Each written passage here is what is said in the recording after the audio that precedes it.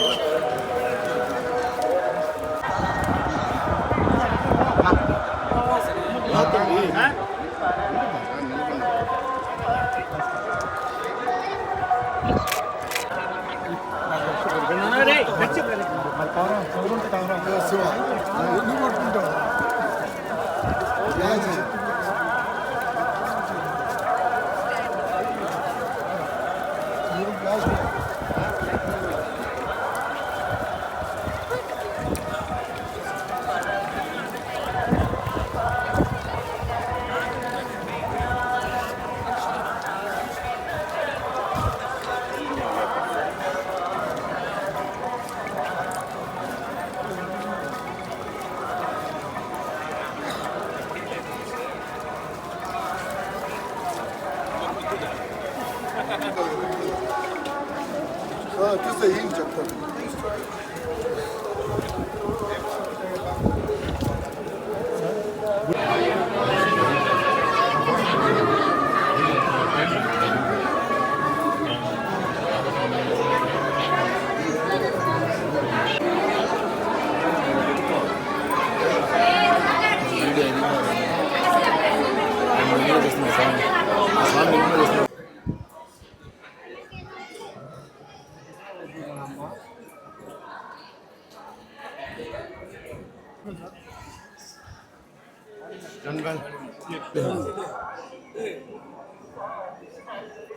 இறை நம்பிக்கை மட்டும்தான் தனி மனித ஒழுக்கத்தை பேணி காக்கும்.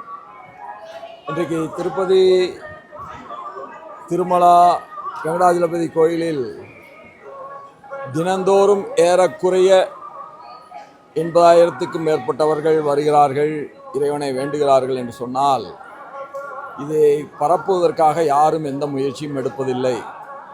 தானாக பரவுகிறது. அதுதான் இறை நம்பிக்கை. யாரையும் இப்படித்தான் நீ வழிபட வேண்டும் என்று சொல்வது சரியாக இருக்காது. யார் எப்படி வேண்டுமானாலும் இறைவனை வழிபடுகின்ற உரிமையை இறைவன் இந்த மனித குலத்திற்கு தந்திருக்கிறார். அது பேணி காக்கப்பட வேண்டும். அப்படி பேணி காக்கப்படுகின்ற இடங்களில் மகத்தான இடமாக நம்முடைய திருப்பதி வெங்கடாஜலபதி திருத்தலம் அமைந்திருக்கிறது. இன்றைக்கு இங்கே வந்து இறைவனை வேண்டியது மகாராஷ்டிரா தேர்தல் அமைதியாகவும் வன்முறையற்றதாகவும் நேர்மையானதாகவும் எல்லோருக்கும் பொதுவானதாகவும் அமைய வேண்டும் என்கின்ற வேண்டுதலைக்கு இன்றைய என்னுடைய பிரார்த்தனை நிறைவேற்றுவதற்காக இன்றைக்கு இங்கே வந்தேன். வெற்றிகரமாக இறைவனை வழிபட்டு அந்த மகாராஷ்டிரா மக்களும் இந்திய பெருமக்களும் தமிழகத்து மக்களும் வாழ்வில் எல்லா வளங்களையும் பெற வேண்டும் என்று வேண்டி இறைவனை வேண்டி இன்றைக்கு மீண்டும் மும்பை திரும்புகிறேன். இந்த பாலிய வன்கொடுமைகள் என்பது தனி மனித ஒழுக்கம் சீர்கெட்டு வருவதையே எடுத்து காட்டுகிறது. கடந்த காலங்களில் இல்லாத அளவிற்கு இன்றைக்கு நாடு முழுவதும் இது பரவி கிடக்கிறது. இத்தகைய கொடிய மனம் படைத்தவர்களை மிக கடுமையாக தண்டிப்பது மட்டும்தான் பெண்களுக்குரிய பாதுகாப்பை இந்த சமூகத்திலே நம்மாலே தர இயலும். கடுமையான நடவடிக்கை, யார் தவறு செய்திருந்தாலும் பாரபட்சமின்றி எடுக்கப்படுகின்ற நடவடிக்கை மட்டும்தான் பெண்களுக்குரிய பாதுகாப்பை தரும், சமூகத்துக்கான அந்தஸ்தை உயர்த்தும்.